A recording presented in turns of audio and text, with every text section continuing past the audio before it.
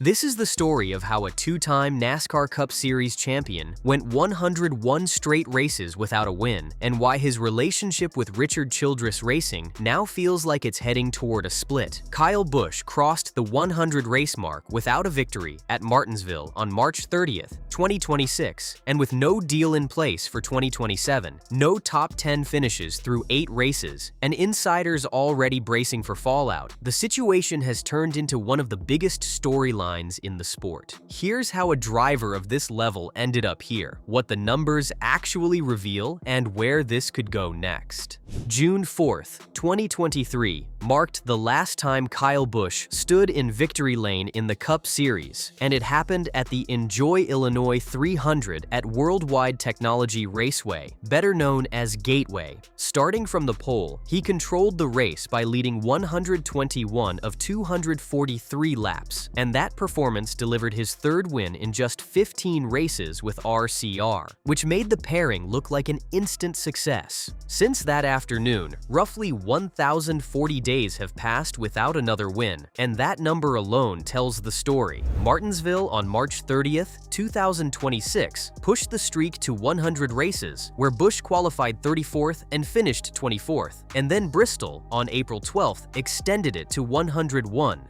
Perspective changes everything here, because his previous longest drought across an entire career only reached 36 races, stretching from July 2016 to July 2017. This current run nearly triples that mark. 19 straight seasons with at least one Cup win came to an end in 2024, and that streak had stretched all the way back to 2005, breaking Richard Petty's long-standing record of 18 consecutive winning seasons set between 1960 and 1977. That run defined consistency at the highest level. And that's where the shift becomes clear, because 2024 didn't just end a streak, it exposed how close Busch still was without getting the result. A second-place finish at Daytona came down to 0.047 seconds behind Harrison Burton. Darlington added another runner-up, and Atlanta saw him finish third in a 3-wide photo, just 0.007 seconds behind Daniel Suarez. Despite those near misses, the season closed with a 20th place points finish and a missed playoff cut for the first time since 2012. That changed expectations quickly.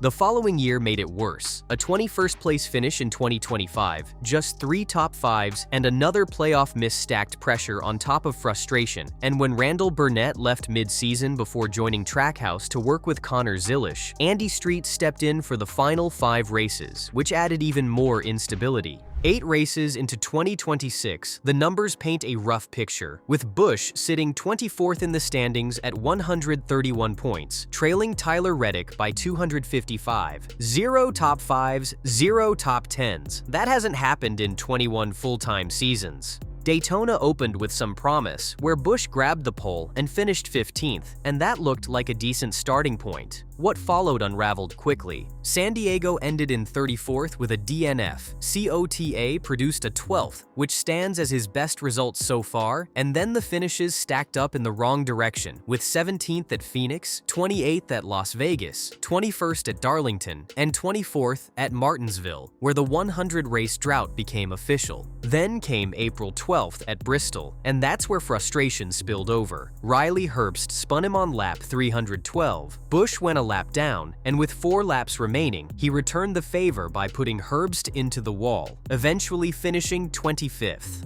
A new crew chief pairing with Jim Pullman, who won the 2024 Xfinity title with Justin Allgaier, hasn't unlocked speed either, and after qualifying 34th at Martinsville, Busch described the car in one word: undrivable. Contract details now sit right in the middle of everything, and this is where tension builds.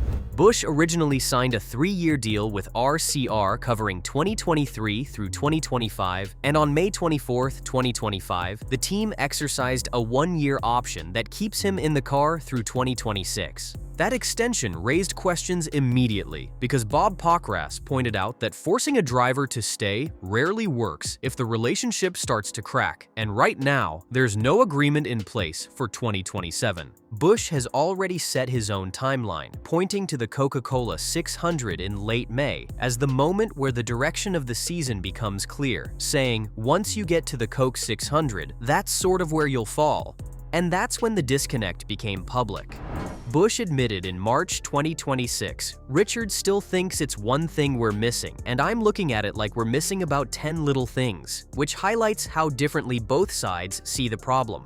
Childress responded in April, acknowledging the struggle by saying the season hasn't gone as planned and pointing to the new car and body style as part of the issue, while also noting that Hendrick has already found speed. That gap in perspective stands out. Voices around the sport have been raising concerns for weeks, and the tone has been consistent. Kevin Harvick pointed to a slow decline starting midway through Busch's first season with RCR, adding that a contract year only increases the pressure on how this situation ends. Denny Hamlin broke it down from a performance angle, explaining that Busch should be running closer to 8th based on ability, yet the results haven't matched, and while the car lacks winning speed, it also shouldn't be finishing near 30. Jordan Bianchi put it bluntly, saying he doesn't see how this avoids blowing up, and Rick Mast flagged what he called a whatever attitude, which naturally fuels speculation about an exit. Jeff Gluck added another layer, noting that RCR's 2026 start ranks as the worst for the organization since 1982,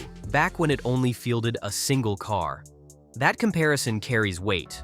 Attention now turns to what comes next, and Spire Motorsports keeps coming up for a reason. Busch sold Kyle Busch Motorsports to Spire on September 27, 2023, and the relationship has only grown since then. He already runs part-time truck races for Spire, with 8 events scheduled in 2026, including a win at Atlanta, and connections go deeper with Jeff Dickerson, his former business manager, now co-owning the team, while operations continue out of Busch's old Mooresville shop and HendrickCars.com backs his truck efforts. Funding remains the hurdle, because bringing Busch into a full-time Cup ride would require around $20 to $25 million in sponsorship to match his estimated $16.9 million salary. Another possibility sits further out. Hendrick Motorsports could have an opening with the number 48, as Alex Bowman's deal expires after 2026 and health issues have been part of his recent seasons, while Busch's early career from 2005 to 2007 began there, although no concrete talks have surfaced.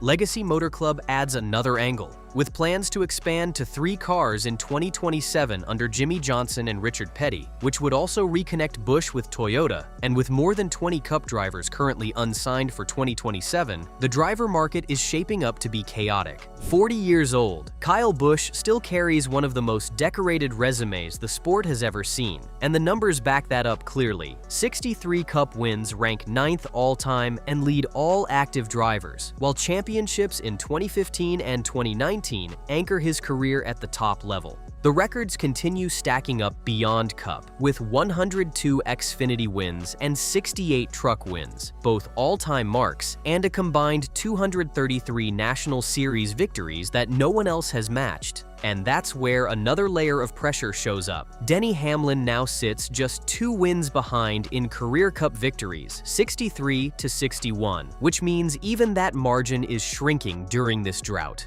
The roots of this chapter go back to his exit from Joe Gibbs Racing, where Mars Incorporated ended its long-running M&M's sponsorship worth around $20 million annually after 2022, and Busch made it clear he felt the effort to replace it fell short, saying, "Did JGR try hard enough to sell me? My answer is no."